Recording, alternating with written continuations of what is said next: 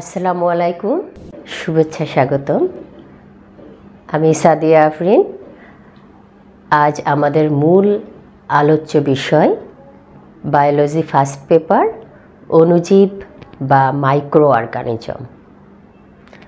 অণুজীব বা micro organism এটি বায়োলজি ফার্স্ট পেপারের 4র্থ অধ্যায়। আজ আমরা অণুজীব বা মাইক্রো অর্গানিজম এর অত্যন্ত গুরুত্বপূর্ণ বিষয় নিয়ে আলোচনা করব। আজকের আলোচনায় বা আজকের পর্বে আমরা ম্যালেরিয়া পরজীবীর প্রাথমিক বিষয়সমূহ নিয়ে আলোচনা করব। আজকের প্রাথমিক আলোচনার মধ্যে যে বিষয়সমূহ অন্তর্ভুক্ত থাকছে সেগুলো হচ্ছে ম্যালেরিয়া কী, আবিষ্কার, স্বভাব, বাসস্থান, ম্যালেরিয়ার লক্ষণসমূহ অর্থাৎ ম্যালেরিয়া রোগের লক্ষণসমূহ, জীবনচক্র কী এবং ম্যালেরিয়া রোগের জন্য বা ম্যালেরিয়া পরজীবীর পোষকের জন্য পরজীবীর যে জীবনচক্র সেই জীবনচক্র সম্পন্ন করার জন্য দুটি পোষকের কেন প্রয়োজন হয়, আর কেবলমাত্র স্ত্রী অ্যানোফেলিস মশকই যে ম্যালেরিয়া রোগ ছড়ায় এবং তার কারণ কী, এই বিষয়সমূহ বিস্তারিত আলোচনা করব। ফার্স্টে আমরা ম্যালেরিয়া কী সেটা জানব। ম্যালেরিয়া হচ্ছে অ্যানোফিলিস মশকি বাহিত এক ধরনের জ্বর রোগ এবং এই রোগের জীবাণুর নাম হচ্ছে প্লাসমোডিয়াম ভাইভাক্স এবং পৃথিবীতে মানুষসহ প্রায় অন্যান্য মেরুদণ্ডী প্রাণীতে রোগ সৃষ্টিকারী এই পরজীবীটির প্রজাতি রয়েছে প্রায় 60টি, কিন্তু মানুষে এই পরজীবীটির 4টি প্রধান প্রজাতি ম্যালেরিয়া রোগ ছড়িয়ে থাকে। সেগুলো হচ্ছে প্লাসমোডিয়াম ভাইভাক্স, প্লাসমোডিয়াম ওভেলি, প্লাসমোডিয়াম ফ্যালসিফেরাম এবং প্লাসমোডিয়াম ম্যালেরি। এই যে 4টি প্রজাতির নাম, এটা কখনো কখনো অনুধাবনমূলক প্রশ্নে এসে থাকে এবং এই 4টি প্রজাতির কত ঘন্টা পর পর জ্বর আসে, প্রত্যেকটা প্রজাতির জ্বরের প্রকৃতি বা ধরন এবং এর বিস্তার, এটি আমরা এমসিকিউ এর জন্য পড়ব। তো ম্যালেরিয়া কি আমরা জানলাম।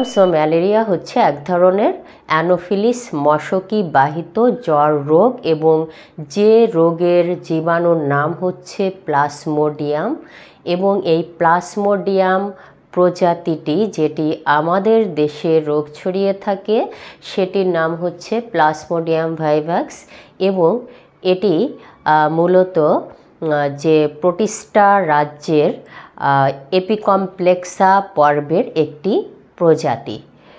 এবার আসা যাক আবিষ্কার।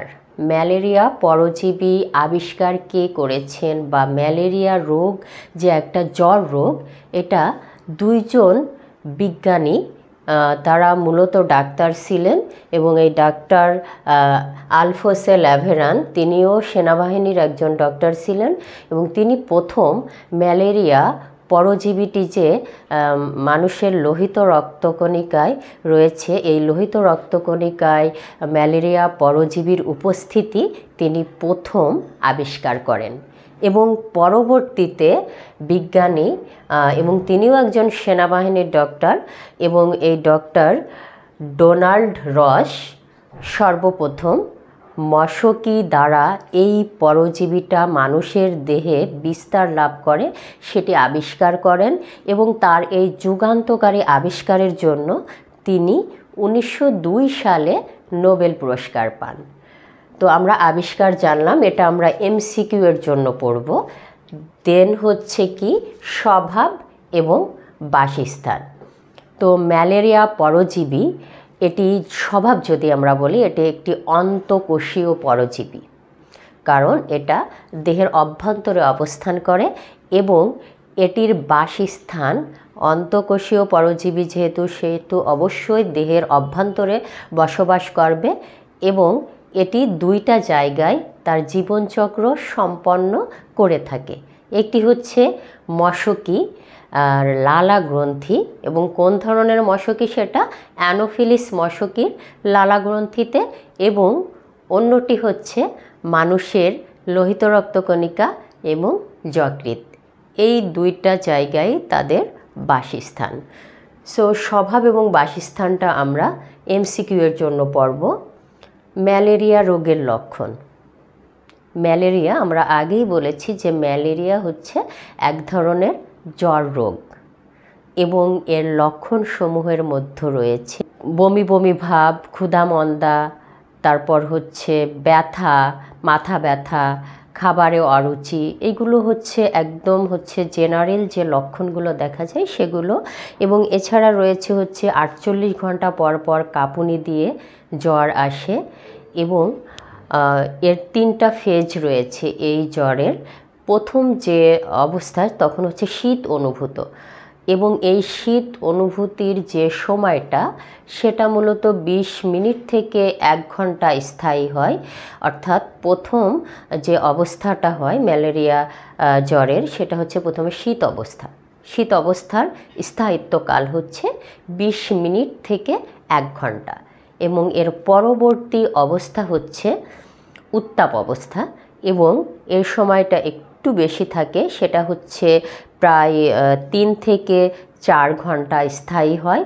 এবং ঘাম অবস্থা যেটা এবং সর্বশেষ অবস্থা ম্যালেরিয়া জ্বরের, সেটার সময়কাল হচ্ছে 2 থেকে 3 ঘন্টা। এবং এই ম্যালেরিয়া রোগের অন্যতম প্রধান লক্ষণ হচ্ছে, যেহেতু লোহিত রক্তকণিকাকে আক্রমণ করে এবং প্রচণ্ড রক্তশূন্যতা দেখা যায়, অর্থাৎ লোহিত রক্তকণিকাগুলোকে ধ্বংস করে ফেলে, এবং একসময় রোগী যখন চরম পর্যায়ে পৌঁছায় যায় তখন প্রচণ্ড রকম রক্তশূন্যতায় ভোগে, এবং একসময় রোগীর মৃত্যু ঘটতে পারে। তো আমরা লক্ষণসমূহ, যে লক্ষণসমূহ একদম মানে হচ্ছে মেন লক্ষণ, যেটা যে 2 মার্কসের একটা প্রশ্নে যদি আসে তাহলে আমরা এই 4-5টি লক্ষণ দিব। যার প্রথমটি হচ্ছে বমি বমি ভাব, খাবারে অরুচি, মাথা ব্যথা, তারপর হচ্ছে কোমরে ব্যথা, এরপর হচ্ছে 48 ঘন্টা পর পর কাঁপুনি দিয়ে জ্বর আসে, এবং এই জ্বরের 3টি অবস্থা থাকে, যেটা আমরা বললাম যে শীত অবস্থা, উত্তাপ অবস্থা এবং ঘাম অবস্থা।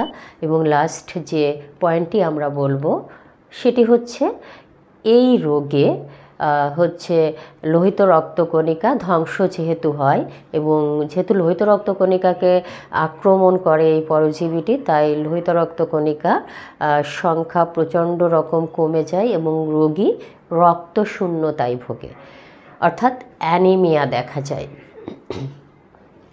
তাহলে আমরা ম্যালেরিয়া আবিষ্কার, স্বভাব, ম্যালেরিয়া রোগের লক্ষণ জানলাম। এরপরে আসছি আমরা জীবনচক্র। জীবনচক্র কি?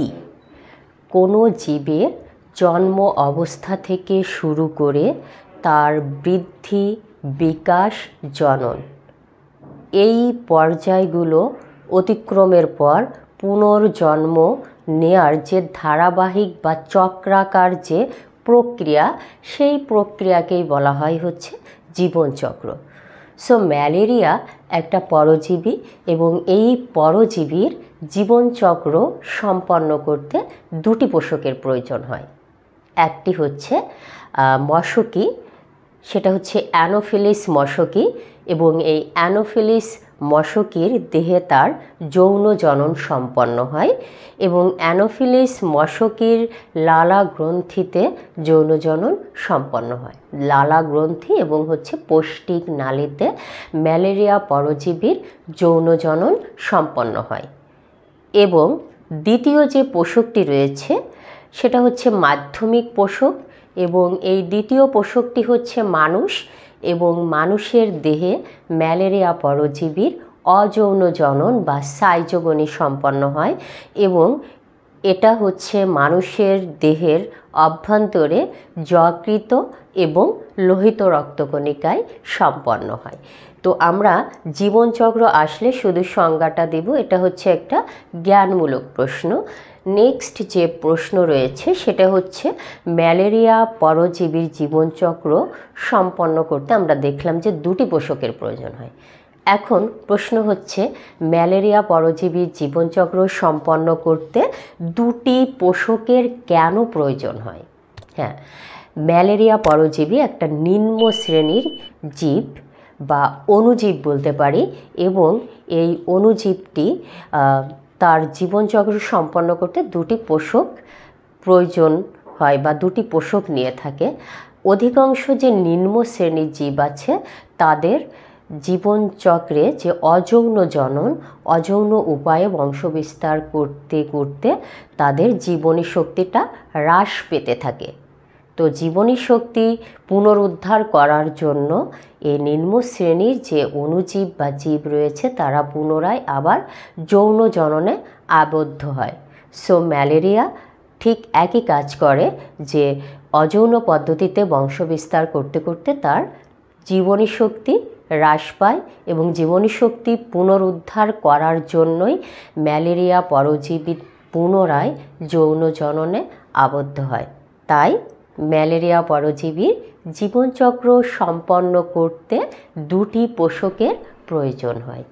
সো আমরা এটা 2 মার্কসের প্রশ্নের একটা অ্যান্সার রেডি করলাম, এবং এটা 2 মার্কসের আসে, অর্থাৎ অনুধাবনমূলক প্রশ্নে এটা এসে থাকে। এর পরের প্রশ্ন হচ্ছে কেবলমাত্র স্ত্রী অ্যানোফেলিসই ম্যালেরিয়া রোগ কেন ছড়ায়?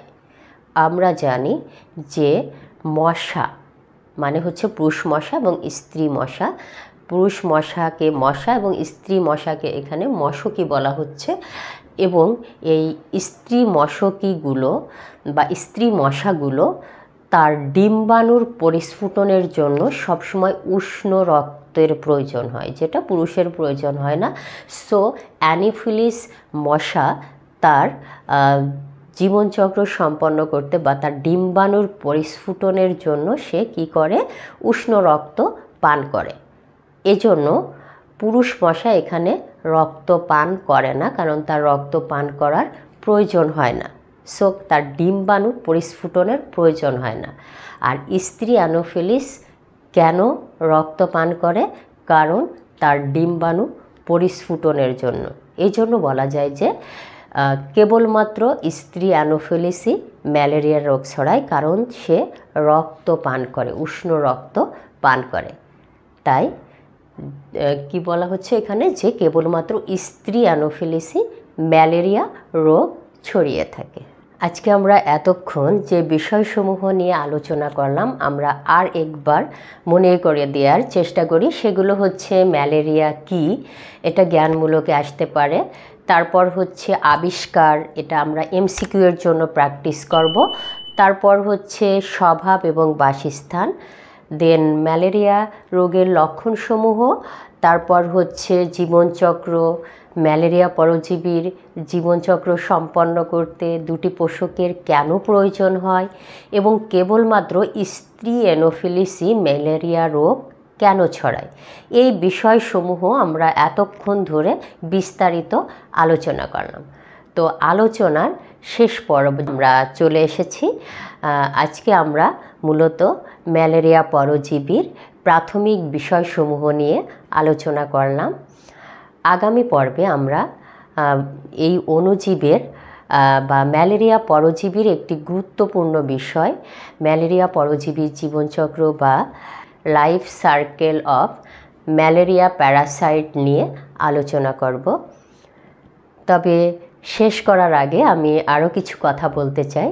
সেগুলো হচ্ছে আসলে বায়োলজির সব চ্যাপ্টারই অত্যন্ত গুরুত্বপূর্ণ, আর আমরা যে বিষয়সমূহ আজকে আলোচনা করছি এগুলো অত্যন্ত গুরুত্বপূর্ণ, কারণ এগুলো বিভিন্ন admission test, university, medical admission টেস্টে এসে থাকে।